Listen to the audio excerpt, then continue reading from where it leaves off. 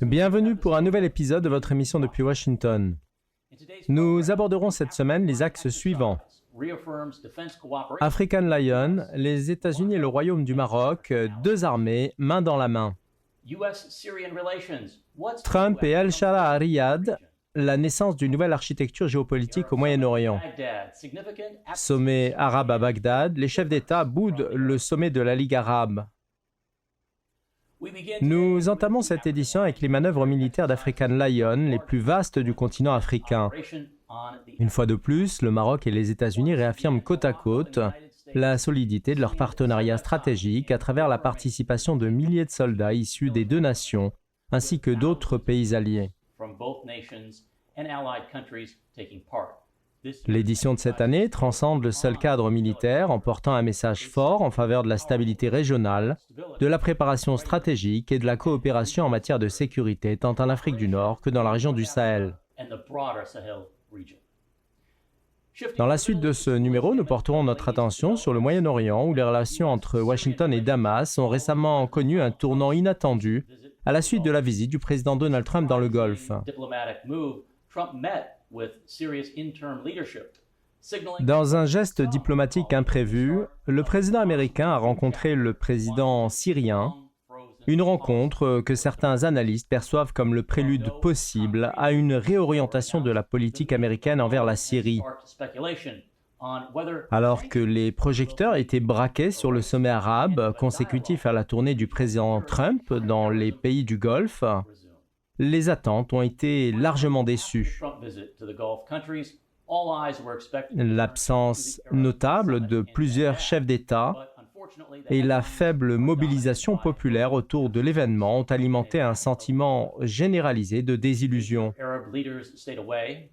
De nombreux observateurs y voient le reflet d'un scepticisme croissant vis-à-vis de ces rencontres, souvent perçues comme symboliques et dépourvues de réponses concrètes aux défis régionaux.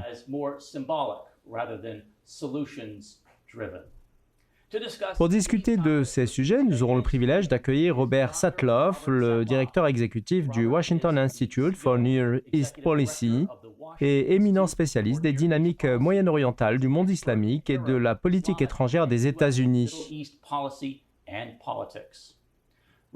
À ses côtés, le colonel à la retraite David Desroches, professeur au Centre d'études de sécurité du Proche-Orient et de l'Asie du Sud, après un parcours remarquable au sein du département américain de la Défense.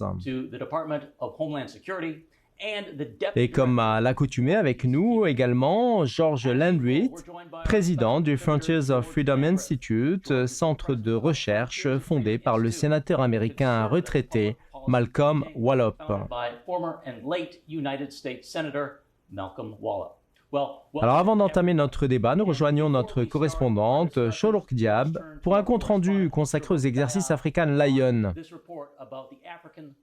Bonjour Sholouk, nous vous écoutons. Les manœuvres d'African Lion constituent un rendez-vous annuel de grande envergure, dont l'importance dépasse le strict cadre militaire pour englober le renforcement de la coopération sécuritaire régionale et internationale. Dans ce contexte, le Maroc s'impose comme un acteur central jouant un rôle déterminant tant par la constance de son engagement que par la qualité de son accueil depuis la première édition il y a plus de 2 décennies. En tant que pays hôte principal, le Royaume du Maroc mobilise des infrastructures militaires de haut niveau et une expertise opérationnelle reconnue, assurant ainsi une organisation fluide et rigoureuse des diverses activités. Son implication ne se limite pas à l'accueil logistique, elle s'étend à la planification stratégique et à la coordination interarmée, témoignant d'une capacité éprouvée à orchestrer des opérations complexes impliquant un large éventail de forces partenaires.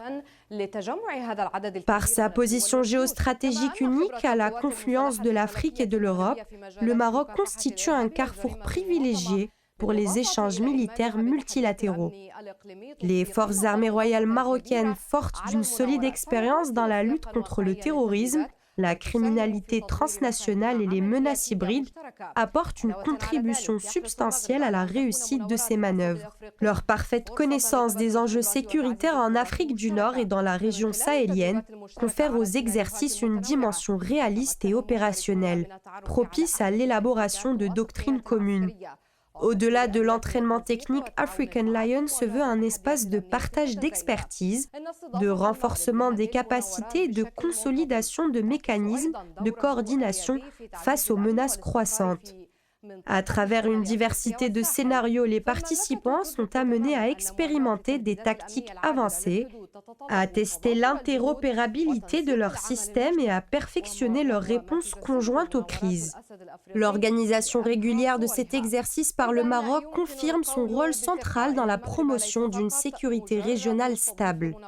Face aux menaces transfrontalières, le Royaume s'affirme comme un partenaire fiable, facilitant les alliances et renforçant la coopération militaire.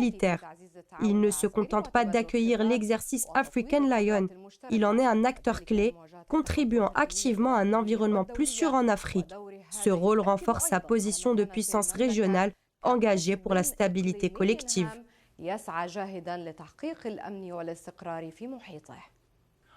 Merci, Shorouk. Alors, nous ouvrons ce débat avec notre chroniqueur George Landry. Dans quelle mesure ces manœuvres contribuent-elles à consolider le rôle du Maroc en tant que pilier de la sécurité en Afrique du Nord et dans la région du Sahel? The African Lion exercises are a cornerstone of military cooperation between the United States and Morocco, but they also, I think, are proof. Les exercices African Lion représentent bien plus qu'une simple démonstration militaire. Ils constituent la pierre angulaire de la coopération stratégique entre les États-Unis et le Maroc. Ils illustrent de manière éloquente le rôle prééminent que joue le Royaume dans la préservation de la sécurité en Afrique du Nord et dans la région du Sahel.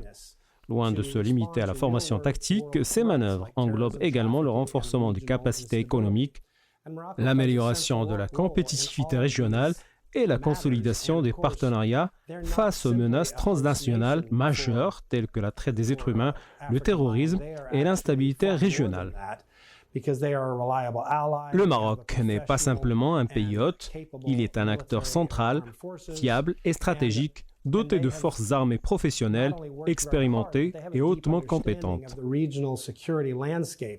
Son engagement dans ces exercices repose sur une compréhension fine et approfondie des dynamiques sécuritaires régionales, ainsi que sur une volonté affirmée de jouer un rôle de premier plan dans la stabilité du continent.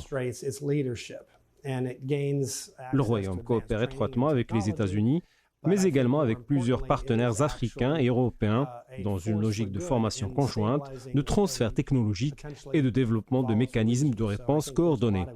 Cette posture proactive fait du Maroc une véritable locomotive des efforts de stabilisation dans une zone marquée par de fortes turbulences. Dès lors, il apparaît évident que le Maroc est bien davantage qu'un simple partenaire opérationnel. Il est une force motrice dans l'édification d'un environnement de paix durable, partageant avec les États-Unis une même vision d'un avenir fondé sur la sécurité, la coopération et la résilience collective. Morocco is one of the leading forces in the region that promotes those important goals. Bien, je vais me tourner à présent vers vous, colonel David Desroches. Colonel, d'un point de vue strictement militaire, quels sont les objectifs poursuivis par ces manœuvres? Quelle stratégie conjointe les États-Unis et le Maroc entendent-ils mettre en œuvre à travers ces exercices? Et quels en sont les résultats attendus sur les plans opérationnels et stratégiques? Le premier objectif fondamental de ces exercices réside dans le développement de la capacité à conduire des opérations conjointes de manière efficace et coordonnée. À cet égard, les résultats observés témoignent d'un progrès notable. Une unité d'artillerie de la Garde nationale des États-Unis a été déployée au Maroc afin de présenter aux forces armées marocaines le système de lancement de roquettes HIMARS. Cette démonstration technique permet aux militaires marocains de se familiariser avec les capacités opérationnelles de ce système avancé, renforçant ainsi leur aptitude à l'intégrer dans des scénarios d'action coordonnés. Le second objectif est d'ordre stratégique. Il consiste à tester, affiner et diffuser des concepts opérationnels tout en identifiant des problématiques imprévues ou des opportunités susceptibles d'améliorer l'efficacité globale des dispositifs déployés. Dans ce cadre, le rôle de l'Agence américaine des opérations logistiques, disposant notamment d'un bureau en Allemagne, est déterminant. Cette agence assure un appui logistique, non seulement au Maroc, mais également aux troupes américaines stationnées en Tunisie, au Sénégal et au Ghana. L'enjeu logistique est crucial, qu'il s'agisse de s'assurer de la disponibilité du matériel dans les ports stratégiques ou d'adapter les moyens de réponse à des crises sanitaires comme la propagation d'Ebola, ou encore de calibrer les ressources nécessaires en fonction du recul progressif des opérations militaires. Nous avons le plaisir d'accueillir à nouveau sur ce plateau Robert Satloff. Ces manœuvres interviennent dans un contexte géopolitique marqué par une montée des préoccupations à Washington, où de nombreuses voix appellent à une réaction rapide face à l'influence grandissante de la Chine et de la Russie sur le continent africain. Alors, docteur Satloff, dans quelle mesure ces exercices renforcent-ils la capacité opérationnelle de l'armée américaine et quel impact concret peuvent-ils avoir sur la dynamique sécuritaire et stratégique en Afrique? Je vous remercie pour cette mise en perspective stratégique des exercices African Lion. Il est en effet essentiel de souligner que l'Afrique du Nord et la région du Sahel constituent aujourd'hui un espace géopolitique majeur, théâtre d'une intense rivalité entre grandes puissances. Tandis que la Russie et la Chine cherchent à étendre leur influence, tant commerciale que politique et militaire, les États-Unis, par leur présence active à travers ces exercices, affirment clairement leur volonté de préserver un équilibre stratégique en s'opposant à cette dynamique expansionniste. Les manœuvres d'African Lion envoient ainsi un signal fort, celui d'un engagement américain durable dans une région où se croisent à la fois des menaces sécuritaires croissantes, telles que la montée de Daesh et d'autres groupes extrémistes, et des opportunités économiques considérables. Ce double enjeu confère à l'Afrique une importance stratégique accrue sur l'échiquier mondial. Dans ce contexte, la disponibilité de partenaires fiables avec lesquels les États-Unis peuvent coopérer sur le plan militaire constitue un levier fondamental, non seulement pour contenir les menaces régionales, mais également pour favoriser un climat propice au développement économique. Le Maroc, à travers son rôle structurant dans les exercices African Lion, illustre parfaitement ce type de partenariat stratégique. Il apparaît donc que ces exercices ne se résument pas à une simple démonstration de force militaire, mais participent d'une vision globale intégrant sécurité, diplomatie et développement. Tout à fait. Colonel Desroches, pourriez-vous nous expliquer de quelle manière ces exercices s'inscrivent dans la stratégie globale des États-Unis au sein de l'OTAN, notamment dans le cadre du partenariat stratégique avec le Maroc, qui est un allié de premier plan, et en quoi répondent-ils aux priorités actuelles de l'Alliance? Le Maroc, en tant que membre fondateur du dialogue de l'OTAN avec les pays méditerranéens, joue un rôle clé dans les relations entre l'Alliance et cette région. Il existe en effet des convergences notables entre les préoccupations de l'OTAN et celles de l'Union européenne. Bien que le Maroc et l'Afrique ne relèvent pas directement des opérations de l'OTAN, il est unanimement reconnu que les événements qui se déroulent sur ce continent peuvent avoir un impact significatif sur l'OTAN et l'Union européenne. Parmi les préoccupations soulevées par le docteur, la propagation du fondamentalisme islamisme au Sahel, notamment dans les zones vulnérables figure en tête. Le Maroc, en tant que l'un des rares pays africains à non seulement être un partenaire stratégique, mais aussi une véritable source de sécurité, se distingue dans un continent marqué par une instabilité croissante. Pour l'Union européenne, qui regroupe de nombreux membres également au sein de l'OTAN, la principale inquiétude réside dans le risque que l'effondrement de certains États du Sahel ou d'Afrique subsaharienne entraîne des flux migratoires massifs ou une montée des crimes transfrontaliers.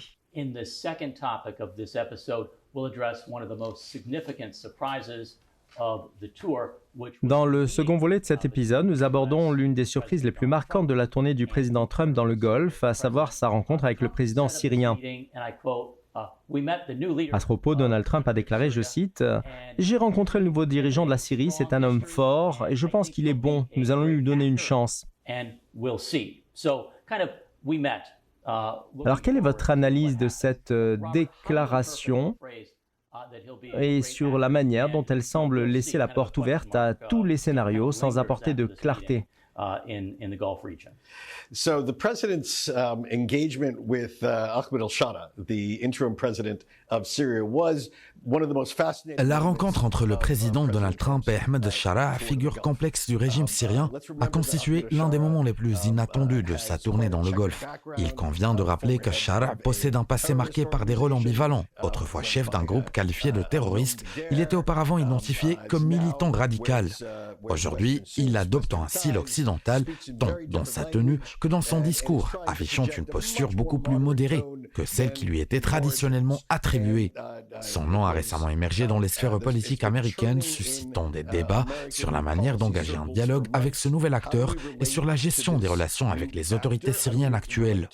Un consensus commence à se dessiner quant à la levée conditionnelle de certaines sanctions américaines en vigueur concernant la Syrie, en tant qu'incitation à encourager le gouvernement syrien à emprunter une voie modérée, certes encore vague. Le président Trump, lors de son déplacement dans le Golfe, s'est entretenu avec le prince héritier saoudien Mohammed bin Salman, a reçu un appel téléphonique du président turc Erdogan et a opéré un revirement radical dans la politique américaine en ordonnant la levée sans condition des sanctions contre la Syrie. Takes a phone call from the president of Turkey, President Erdogan, and lo and behold, does a complete 180. Ce changement majeur illustre la manière dont le président Trump prend ses décisions, guidé par ses relations personnelles et ses ressentis, tout en adressant un message clair à al-Shara. Une opportunité immense vous est offerte. Vous pouvez réussir ou vous pouvez échouer, mais la décision ne m'appartient pas. C'est à vous de saisir ce pouvoir. This is your big chance. Sink or swim. Ce geste qualifié de cadeau a été explicitement adressé au prince héritier saoudien ainsi qu'au président turc par Donald Trump. And that is a gift that the president himself said that he was giving back to the crown prince of Saudi Arabia and the president of Turkey. Comme à son habitude, le président Trump saisit toute occasion pour susciter un important retentissement médiatique. Les images de sa poignée de main avec le président syrien ont ainsi fait la une du Washington Post.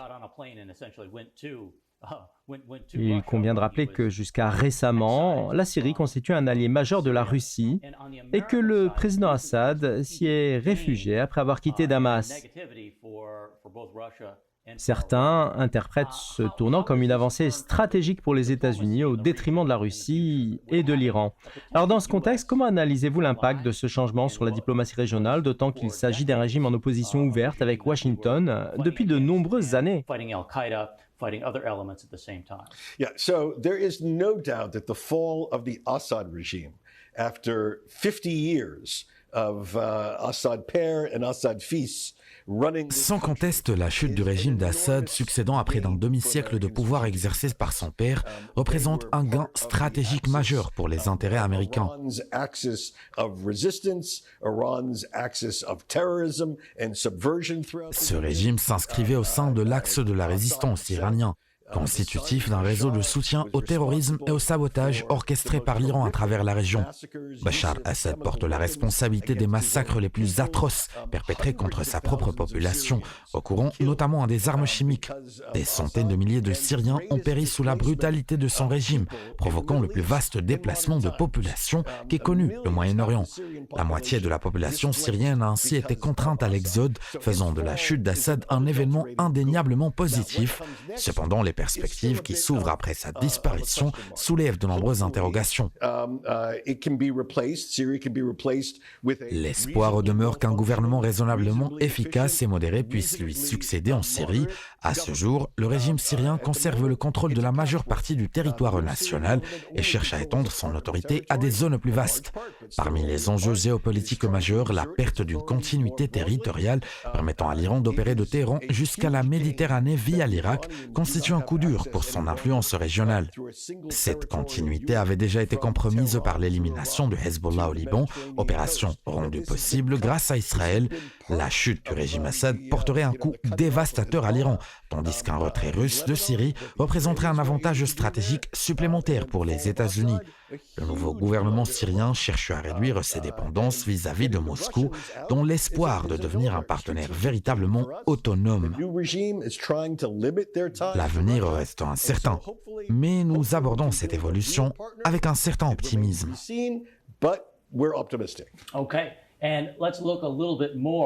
Bien, examinons à présent cette question avec davantage de profondeur en abordant un article du Washington Post sous le titre « Trump lève les sanctions contre la Syrie, adresse une main tendue à l'Iran ».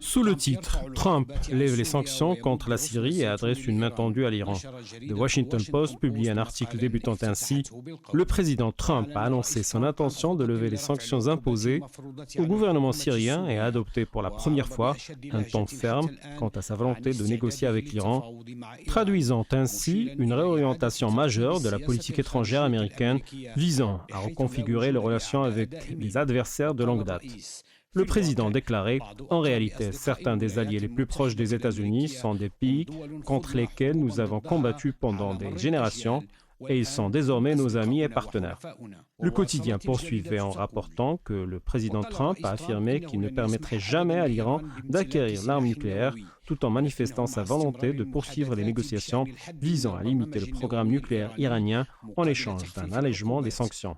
Il se disait prêt à conclure un accord et exhorter Téhéran à saisir cette opportunité. Par ailleurs, il annonçait la levée des sanctions contre la Syrie à la demande expresse du prince héritier saoudien, offrant ainsi un soutien considérable au nouveau gouvernement syrien. S'agissant des sanctions, le journal soulignait leur objectif initial était d'infliger des dommages sévères au régime d'Assad, mais elles ont eu des conséquences économiques dévastatrices sur la population civile syrienne. Ces mesures restrictives étaient maintenues en raison des incertitudes concernant la nature du régime et la sincérité des nouveaux dirigeants syriens, lesquels ont renoncé à tout lien antérieur avec Al-Qaïda. Des voix critiques, tant à l'intérieur qu'à l'extérieur des États-Unis, ont averti que le maintien prolongé des sanctions risquait d'aliéner ces nouveaux dirigeants, pourtant susceptibles de s'ouvrir à une coopération avec Washington. Enfin, l'article concluait en rappelant les contours du voyage présidentiel et le changement stratégique opéré par Donald Trump, insistant sur le fait que le Moyen-Orient moderne est l'œuvre de ses habitants eux-mêmes et indiquant que le président adopterait une approche plus conservatrice que celle de ses prédécesseurs, y compris l'ancien président Joe Biden. Un rapport du Washington Post qui pourrait apparaître comme un signe porteur d'espoir, tant pour les États-Unis que pour la Syrie. Alors, colonel Desroches, observe-t-on des signes laissant envisager que Washington envisage d'apporter un soutien militaire, économique ou humanitaire afin de contribuer à la reconstruction de la Syrie post-conflit ? Il convient de garder à l'esprit que les États-Unis maintiennent les forces dans l'est de la Syrie et qu'il est probable qu'elles y demeurent encore un certain temps, bien que le président Trump ait exprimé son souhait de les retirer. Malheureusement, la situation en Syrie demeure instable. Et rien n'indique que le gouvernement syrien sera en mesure d'assurer un contrôle efficace du territoire. La question kurde demeure un enjeu majeur qui ne saurait être résolu aisément. Quant à un soutien direct et plus étendu des États-Unis au gouvernement syrien, il paraît peu probable que les autorités américaines consentent à mobiliser les fonds publics pour financer cette aide. Toutefois, un appui indirect semble envisageable. À cet égard, l'Arabie saoudite et le Qatar ont déjà pris en charge le paiement des salaires des fonctionnaires syriens et contribué à alléger la dette extérieure du pays, action qui n'aurait pu être entreprise sans l'encouragement et la pression des États-Unis. Par ailleurs, la levée des sanctions constitue un signal adressé à la communauté internationale en faveur d'investissements en Syrie. Il existe également une possibilité d'apporter une aide humanitaire à la Syrie, bien que celle-ci soit conditionnée par l'avenir de l'agence américaine et la réorganisation des départements d'État américains. Bien, merci beaucoup. Nous allons à présent prendre une courte pause avant de poursuivre notre discussion.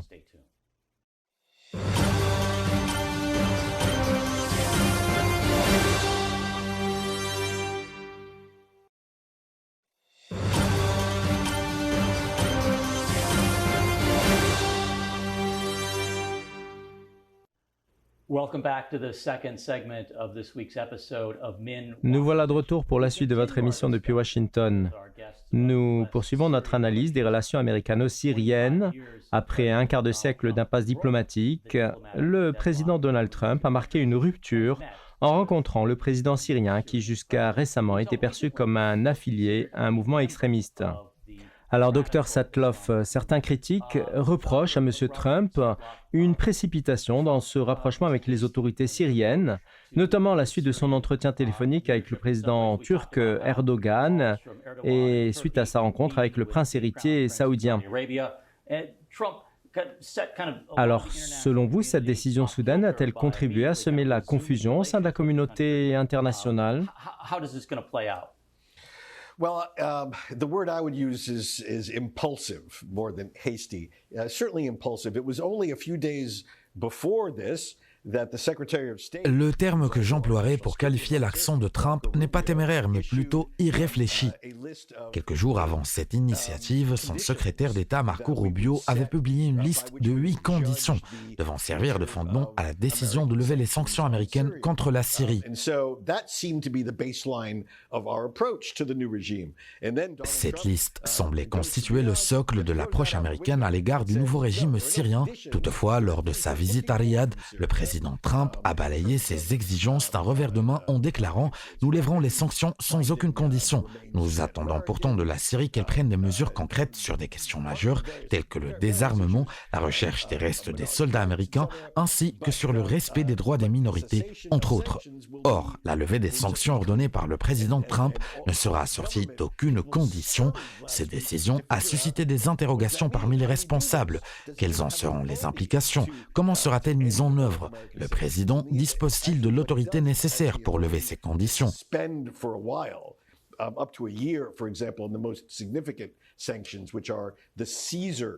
En réalité, il possède le pouvoir de suspendre ces mesures pour une durée pouvant atteindre un an. Par exemple, la loi César relative aux sanctions contre la Syrie représente les mesures punitives les plus sévères jamais adoptées durant le conflit syrien, en réponse aux atrocités commises par le régime d'Assad contre son peuple. Il s'ouvre donc une fenêtre d'une année au cours de laquelle le nouveau régime devra démontrer les bienfaits d'une approche américaine renouvelée. L'espoir est de voir émerger un gouvernement syrien davantage pluraliste, efficace et modéré, à même de légitimer la décision prise par le président Trump. La balle est désormais dans le camp de Damas.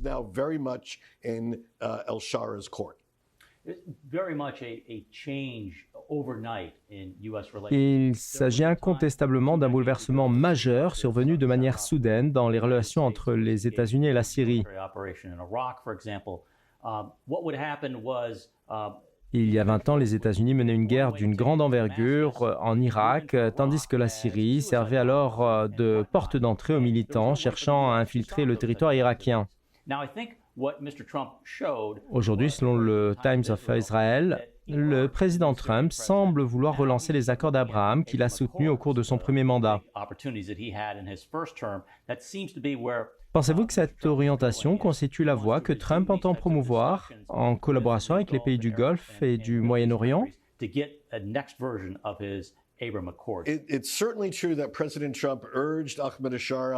Il est indéniable que le président Donald Trump a solennellement exhorté le président syrien, le prince héritier saoudien, ainsi que les autres pays concernés à saisir cette opportunité en vue de favoriser l'intégration régionale. Cette démarche s'inscrit pleinement dans la stratégie présidentielle qui met l'accent sur l'investissement, le développement et la prospérité économique comme alternative au conflit et à l'instabilité dans la région. Toutefois, je doute qu'Ahmed Shara considère cette intégration comme une priorité absolue.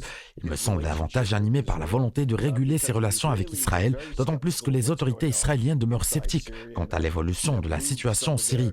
Israël a en effet repositionné certaines de ses forces à l'intérieur de la ligne de la zone unie et déplacé la zone démilitarisée sur les hauteurs du Golan. Je suis convaincu que le nouveau régime syrien ambitionne de réactiver l'accord relatif à cette zone démilitarisée entre la Syrie et Israël, ce qui pourrait constituer un socle pour l'établissement d'une nouvelle relation bilatérale. Il s'agirait là d'une première étape essentielle fondée sur un intérêt commun. Il est même envisageable qu'à terme, la Syrie adhère aux accords d'Abraham. Cependant, cette perspective ne constitue pas l'objectif principal pour l'année en cours et nous pourrions observer le premier développement avant la fin du mandat du président Trump. Colonel Desroches, de quelle manière cette orientation diplomatique est-elle susceptible d'influencer les relations des États-Unis avec les forces kurdes, notamment au regard de la complexité géopolitique actuelle dans la région? Je considère que cette situation représente un véritable défi qui demeurera problématique et complexe pendant une période prolongée. Les forces kurdes ont certes signé un accord avec le gouvernement al-Sahara, mais il ne s'agit pour l'heure que d'une déclaration de principe promettant une certaine forme de fédéralisme. Or, le fédéralisme peut revêtir des significations très diverses et une forme de semi-indépendance pourrait être envisageable. Les Kurdes de Syrie aspirent à obtenir un statut comparable à celui dont bénéficient les Kurdes d'Irak. Un gouvernement qui, en dépit de son apparence souveraine, reste limité dans son exercice effectif du pouvoir.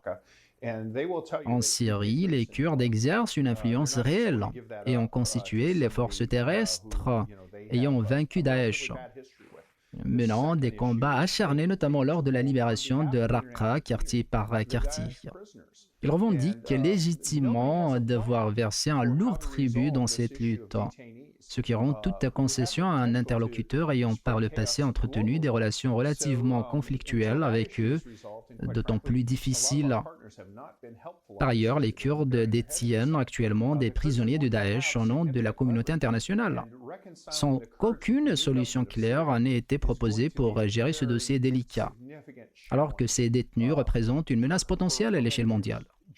Georges, considérez-vous que ce geste demeure purement symbolique ou percevez-vous au contraire des indices révélateurs d'un changement durable dans la politique américaine visant à mettre un terme à l'impasse diplomatique et politique qui perdure en Syrie? Je suis convaincu que nombre de ces initiatives diplomatiques de haut niveau pourraient engendrer des répercussions politiques significatives.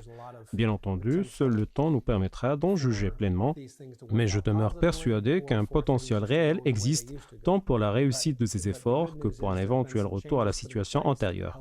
Toutefois, la bonne nouvelle réside dans la mise en œuvre de certains changements susceptibles de favoriser l'établissement de relations plus constructives.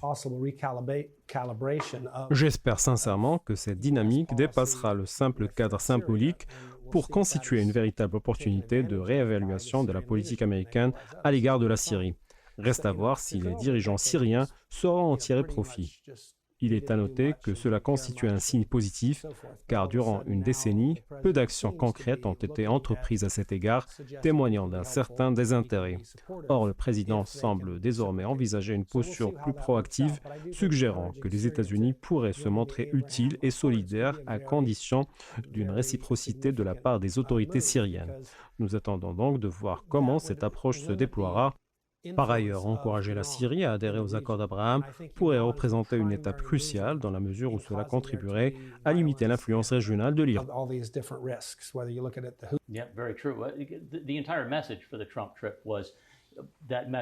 Effectivement, le message central que le président Trump a voulu faire passer lors de sa visite était d'indiquer à l'Iran que la normalisation pourrait ouvrir la voie à un avenir meilleur, notamment par la levée de certaines sanctions et l'instauration d'un climat de confiance.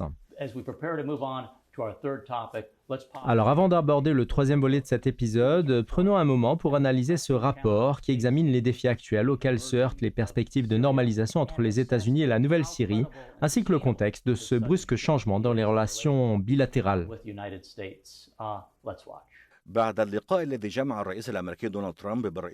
À la suite de la rencontre entre le président américain Donald Trump et le président syrien Ahmad Shara, les premiers signes d'un possible rétablissement de relations normales entre les États-Unis et la Syrie commencent à apparaître.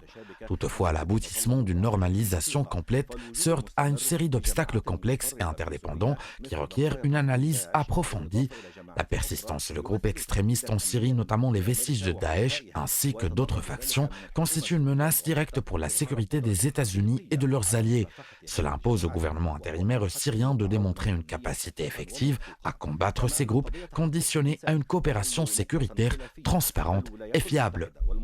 La question des droits de l'homme demeure également un sujet hautement sensible. Les États-Unis ainsi que la communauté internationale exigent que les responsables des violations commises durant la guerre consécutive à la révolution syrienne soient tenus pour responsables dans le cadre d'un processus transparent et équitable. mondiale. Par ailleurs, les relations étroites de la Syrie avec l'Iran et la Russie représentent un défi géopolitique majeur. Les États-Unis cherchent à réduire l'influence iranienne dans le pays, ce qui requiert un équilibre délicat dans les relations étrangères syriennes. La présence russe soulève elle aussi des interrogations quant à l'avenir de la présence américaine dans la région. Les relations avec Israël constituent un autre enjeu extrêmement sensible. La volonté américaine d'instaurer une normalisation entre la Syrie et Israël, ainsi que l'adhésion de la Syrie aux accords d'Abraham, se heurte à d'importantes difficultés en raison d'une longue histoire de conflits et de différends entre les deux pays. Par ailleurs, la reconstruction et la stabilisation du pays nécessitent une mobilisation internationale coordonnée, accompagnée de mécanismes transparents garantissant l'acheminement et la gestion rigoureuse de l'aide humanitaire et des fonds destinés à la reconstruction. Les questions politiques liées à la légitimité du gouvernement syrien intérimaire et à sa représentativité du peuple demeurent fondamentales. Selon Washington, elle requiert l'ouverture d'un dialogue politique inclusif impliquant toutes les composantes syriennes, condition sine qua non pour parvenir à une solution politique durable. Enfin, certains experts soulignent que tout rapprochement entre Washington et Damas doit s'inscrire dans une stratégie américaine régionale cohérente, tenant compte des intérêts des alliés des États-Unis ainsi que des défis sécuritaires actuels dans la région. As the region grapples with mounting challenges, Baghdad plays host. Alors que la région fait face à des défis croissants, Bagdad a accueilli un sommet arabe très attendu dont l'ordre du jour était dense, abordant des sujets variés allant de la situation à Gaza au Soudan, en passant par la sécurité régionale.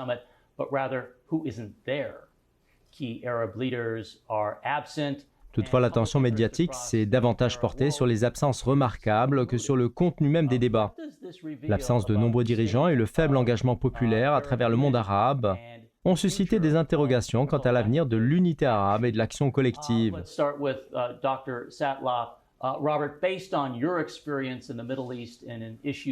Docteur Robert, au regard de votre expertise sur le Moyen-Orient, quelle est votre appréciation des résultats de ce sommet, en particulier à la lumière de l'absence significative de plusieurs chefs d'État arabes?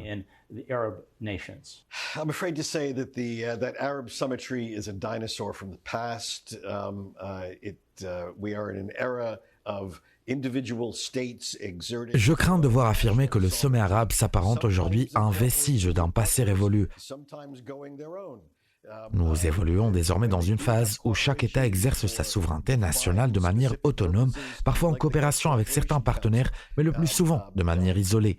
L'adhésion à des structures coopératives telles que les conseils consultatifs doit viser des objectifs précis et concrets.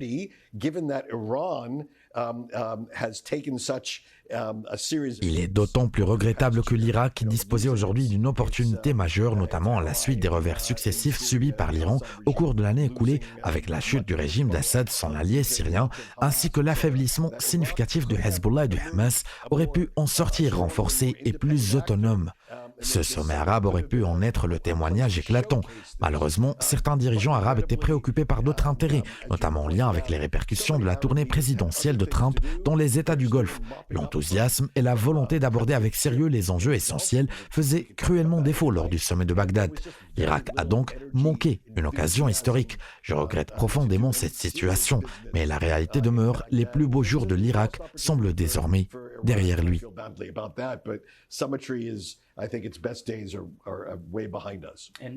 Robert Satloff, le timing de la visite de Trump en Arabie Saoudite, au Qatar et aux Émirats Arabes Unis a-t-il éclipsé le sommet?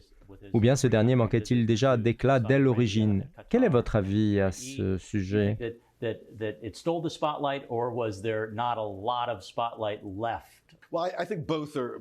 Personnellement, je considère que ces deux hypothèses sont fondées. Il est manifeste que durant cette période, l'attention du monde arabe était largement focalisée sur Donald Trump. Par ailleurs, le sommet de Bagdad a révélé que les pays arabes exercent une influence limitée, voire marginale, sur le déroulement de certaines questions majeures. Prenons l'exemple du conflit à Gaza entre Israël et le Hamas, suivi quotidiennement par un grand nombre d'Arabes à travers les médias. Cette situation ne semble guère préoccuper les pays arabes dans leur ensemble. Toute tentative d'influer sur le cours des événements illustre davantage leur impuissance et leur faiblesse. Que l'on soit en Afrique du Nord ou dans le Golfe, la réalité demeure la même, une absence d'impact réel sur les conflits qui affectent la région, alors même que ces derniers sont largement médiatisés. De surcroît, la majorité des dirigeants arabes ont préféré s'abstenir de participer au sommet, sans doute pour ne pas exposer leur faible emprise sur des enjeux qui touchent pourtant directement les peuples arabes. Plusieurs facteurs convergeaient donc pour démontrer que le moment choisi n'était pas propice à la tenue d'un tel sommet. Néanmoins, l'Irak a dû se conformer au calendrier établi, malgré ses contraintes. Colonel Desroches, abordons à présent la question du calendrier du sommet. Que penseriez-vous si celui-ci s'était tenu dans des circonstances différentes, avec la participation de Donald Trump en tant qu'invité d'honneur, suite à une invitation qu'il aurait acceptée? Ce contexte aurait-il pu modifier le déroulement des événements et insuffler au sommet l'élan nécessaire au regard du rôle prépondérant des États-Unis? Cette interrogation rejoint d'ailleurs l'analyse du docteur Satlov concernant les crises qui agitent la région. Cela était envisageable, mais une réalité fondamentale doit être prise en considération. Je partage l'analyse du docteur. Nous sommes confrontés à une configuration héritée des débuts de la guerre froide, époque où Abdel Nasser et Tito se rencontraient, dans un monde perçu comme un jeu à somme nulle entre les États-Unis et l'Union soviétique. À cette époque, les sommets arabes avaient une importance considérable qui s'est progressivement estompée à partir des accords de Camp David, marquant l'exclusion de l'Égypte, le plus grand pays arabe, de nombreuses conférences et un déclin de son influence. Si le président Trump avait assisté au sommet, il ne s'agirait plus véritablement d'une réunion arabe, mais plutôt d'une rencontre de pays arabes, cherchant à dialoguer directement avec l'Amérique, ce qui aurait inévitablement mis en lumière la vacuité du sommet arabe lui-même. Par ailleurs, plusieurs pays arabes appréhendent l'influence iranienne en Irak et souhaitent éviter toute impression de renforcement ou de complicité à cet égard. Le gouvernement irakien, de son côté, s'efforce d'affirmer son indépendance et sa souveraineté, mais n'a pas encore pleinement réussi. Je vous remercie, colonel Desroches. Georges, abordons à présent la position du Royaume du Maroc. Sa Majesté le roi Mohamed VI a depuis longtemps manifesté sa détermination à obtenir des résultats concrets lors des sommets arabes, en refusant que ces rencontres se limitent à de simples déclarations symboliques. Bien que Sa Majesté le Roi ait été absent à ce sommet, il maintient son engagement à travers des messages forts et renouvelle son soutien indéfectible à l'unité arabe et à la cause palestinienne. Alors, quelle est votre analyse de cette posture marocaine qui appelle à des réformes substantielles et se refuse à être éclipsée par des slogans et déclarations récurrentes qui caractérisent souvent ces sommets?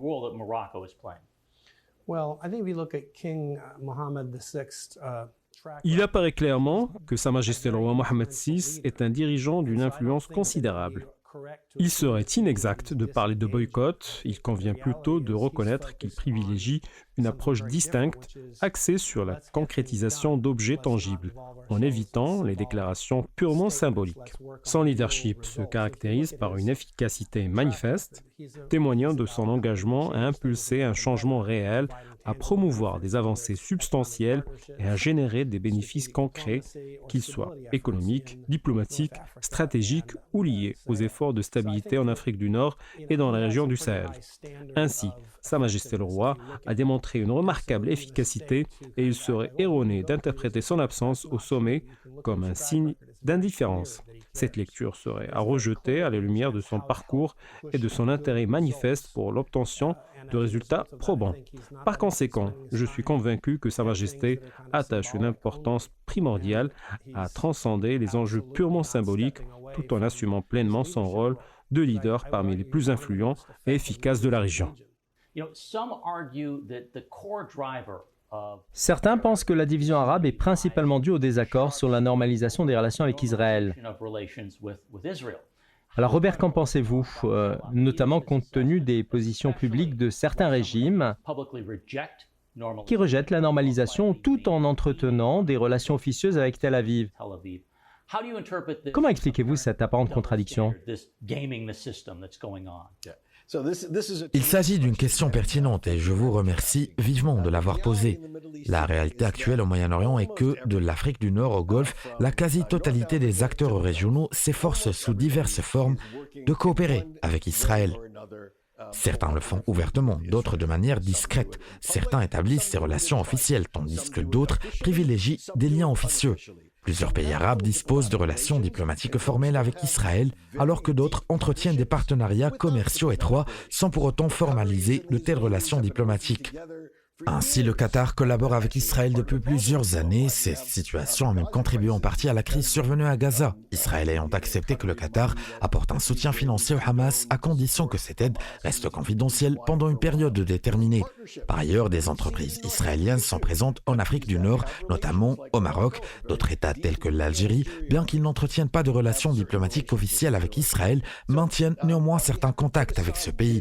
Il importe donc de dépasser cette complexité qui illustre le déficit d'unité arabe. D'autres facteurs alimentent les antagonismes entre certains pays arabes, mais ceci ne saurait être considéré comme la cause première du manque d'unité. Nous vous remercions d'avoir suivi cet épisode de votre émission depuis Washington. Nous vous invitons à nous suivre via nos différentes plateformes sur les réseaux sociaux, notamment notre page LinkedIn, où vous pourrez retrouver le lien de cet épisode ainsi que des images exclusives, des coulisses et des photographies. Vos avis et vos contributions nous sont très précieux. Je tiens à remercier mes invités, le Dr Robert Satloff, le colonel David Desroches, notre chroniqueur Georges Lindrit, ainsi que notre correspondante Sholouk Diab. Et mes remerciements également à l'équipe de production sous la direction du réalisateur et producteur Mohamed Saïd Al-Wafi. Je vous dis à bientôt pour un prochain épisode de votre émission depuis Washington.